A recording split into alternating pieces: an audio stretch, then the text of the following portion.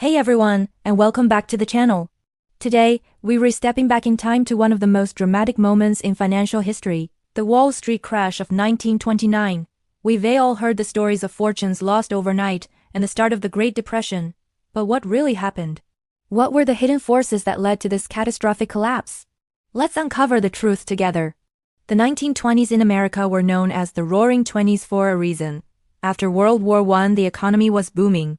New technologies like the automobile and radio were changing daily life, and there was a widespread sense of optimism.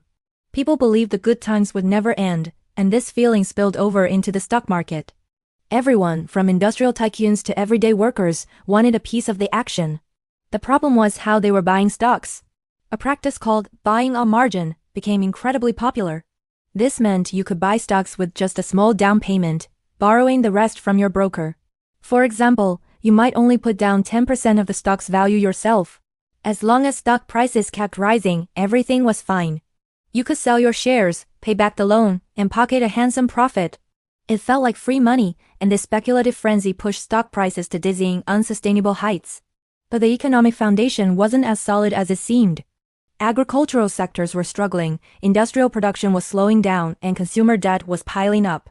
A few smart investors saw the warning signs and quietly began selling their shares in late summer 1929. Then, on October 24th, a day that would become known as Black Thursday, the market took a sharp dive. Panic began to set in.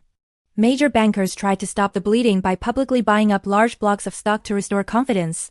It worked, but only for a day. The fear was too widespread. On October 29th, Black Tuesday, the floodgates opened. A record 60 million shares were traded as everyone tried to sell at once.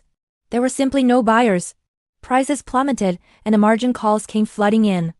People who had borrowed money to buy stocks were now forced to sell at a massive loss to pay back their brokers, creating a vicious cycle that wiped out fortunes in a matter of hours.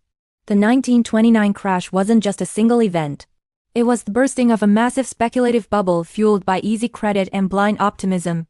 It exposed the deep-seated weaknesses in the American economy and triggered a chain reaction that led to the Great Depression, a decade of hardship that affected the entire world.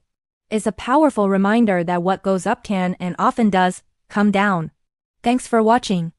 If you found this dive into history interesting, make sure to like, subscribe, and hit that notification bell so you don't miss our next video. See you next time.